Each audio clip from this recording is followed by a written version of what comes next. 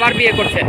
আচ্ছা, আগের যে ভাবি ছিল সে আপনার সাথে নাই, সেপারেশনে চলে গেছে? হ্যাঁ, সে বাকি খাবে না। আচ্ছা। এখন না খেলে ভাই মাইরা খাইতে দুপুরে খাওয়া যায় দাদা? না। সম্ভব? না। সম্ভব না। যাই হোক, একটা সময় ভাই দুনিয়াটা কি দেখছি ভাই।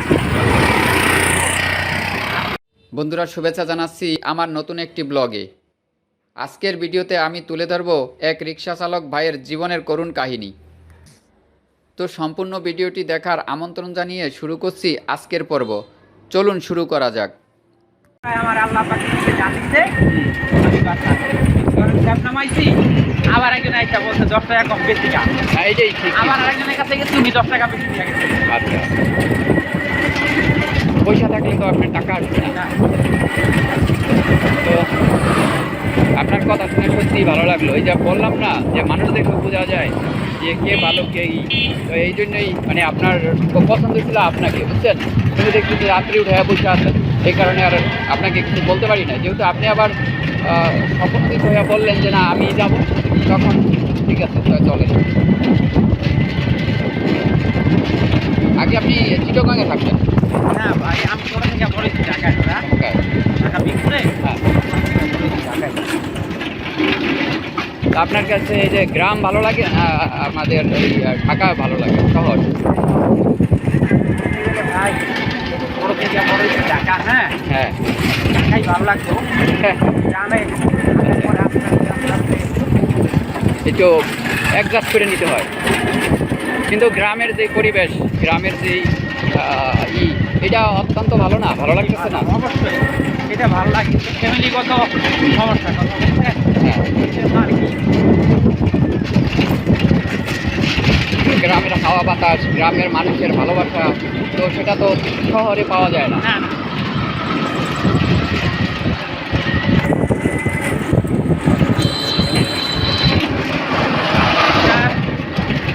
বাবুজি কাজ বুঝছেন, কাজ করতেন? করতাম। বাবুর্চি কাজ করতেন? আচ্ছা। বাবুজি কাজটা শিখছি। হ্যাঁ। তো আমার ওস্তাদ উনি চলে গেছে বিদেশে। হ্যাঁ। হ্যাঁ। উনি চলে গেছে বিদেশে, আচ্ছা। দুবাইতে আছে। আচ্ছা, দুবাই আছে। দুবাই আছে, উনি থাকলে আবার আপনি ওই কাজটা পুরাপুরি ঠিক হয়ে যেত। আচ্ছা। উনি চলে গেল, মানে যে কোনো কাজই অর্ধেক অর্ধেক কইরা হ্যাঁ। আর করা হইলো না। আচ্ছা। আর যে কোনো কাজের বিষয় যে কোনো একদিক যদি লেখা থাকে না, হ্যাঁ। তার জীবনে আল্লাহ উন্নত করে। অবশ্যই। কিন্তু একটা মানুষ যদি বলে যে এই কাজটা করবো এই কাজটা করবো, তার জীবনে কোনো গতি হয় না ভাই। না, সুন্দর কথা বলছেন, কিন্তু আপনি অনেক জ্ঞানের কথা বলতেছেন। ভালো লাগতেছে আপনার কথা শুনে। এটা সৃষ্টিকর্তা এক, আপনি এক জায়গায় থাকবেন, সৃষ্টিকর্তাই আপনাকে কি নাম দাদা আপনার? মামুন মামুন মামুন মামুন। আচ্ছা, গ্রাম কোথায় আপনার? গ্রাম পরিষ্কার। মহিষারে? আচ্ছা। তা আমাদের প্রতিবেশী আপনি, আমাদের পাশের গ্রামের আপনি। আমাদের গ্রাম হচ্ছে ছয়গাঁও। বাংলা বাজার। জি। তো কতদিন আছেন আমাদের এই গ্রামে, চলে আসছেন কতদিন? গ্রামে আসি আমি।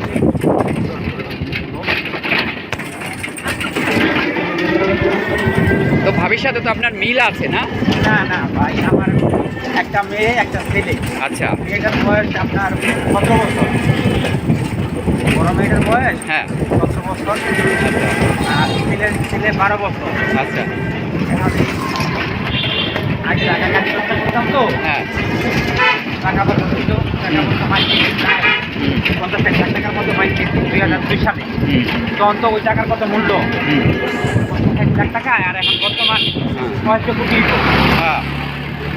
ওই টাকাগুলো মাইক থেকে হ্যাঁ। মাইক দেওয়ার পরে ব্যবসা বাণিজ্য করে আস্তে আস্তে নতুন বাড়ি থেকে যখন টাকা নাই তো, হ্যাঁ। তখন সবাই অ্যাভয়েড করা শুরু করলো ভাই। তারপরে প্রিয় মানুষও দূরে সরে যায়, কথায় আছে টাকা না থাকলে। সব আস্তে আস্তে করতে থাকলো। তারপরে বাড়িতে আসলাম, হুম। আইসা এখন নিজের বাড়িতে ঘর দুয়ার উড়ে যাই। হ্যাঁ, আচ্ছা। তো নাটক করে বলতেছে যে শ্বশুর বাড়ি থাকার জন্য। হ্যাঁ। পরে বেশ কিছুদিন আসছি, হ্যাঁ। এক একজনে বলে তোমার বাড়ি কই, এটা মানে গ্রামের মানুষের গুলা পাই কথাগুলা খুব লাগে। আচ্ছা। এরপর ওয়াইফকে বললাম যে দেখো, হ্যাঁ। মেয়েটা মাদ্রাসা দেই হ্যাঁ। আর ছেলেটাও মাদ্রাসা পড়াই। হ্যাঁ। তো আস্তে আস্তে আল্লাহ দিব, আচ্ছা। ধৈর্য ধরলে কি আল্লাহ। আচ্ছা। সে আর শুনলো না। আচ্ছা।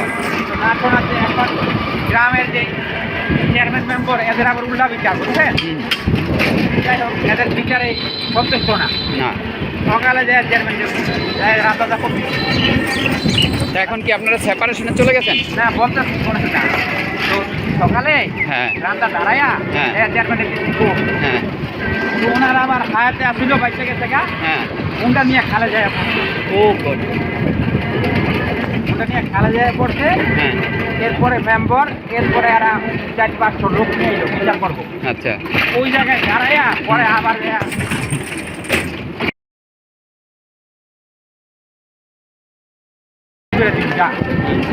জীবনে উল্টা বিচার করো চাইছিলাম ভালো চলার লেগে যেতে ভালো যেতে কিনা হ্যাঁ তাহলে তোমার বিচার করতে আসবো হ্যাঁ সে আর বাদ চাইবো না ভাই।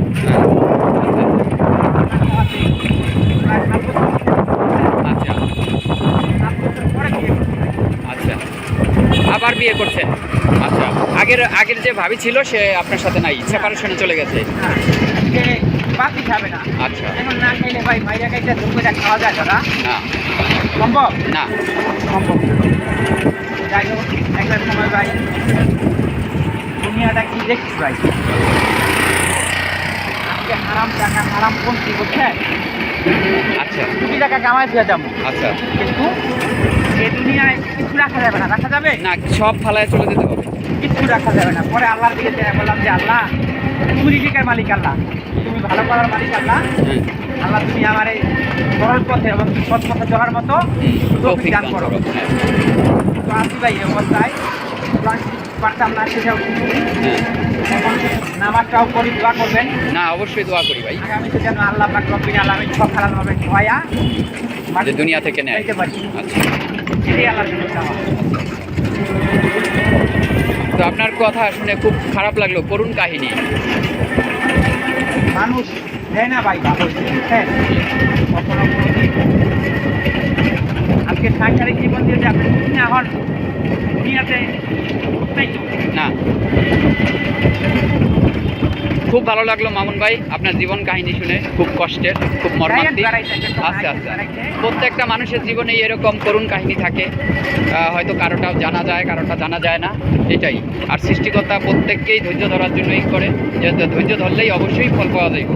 তো আপনি ধৈর্য ধরছেন, অবশ্যই আপনি ফল পাবেন। তো ঠিক আছে, সামনে যাওয়া যাক।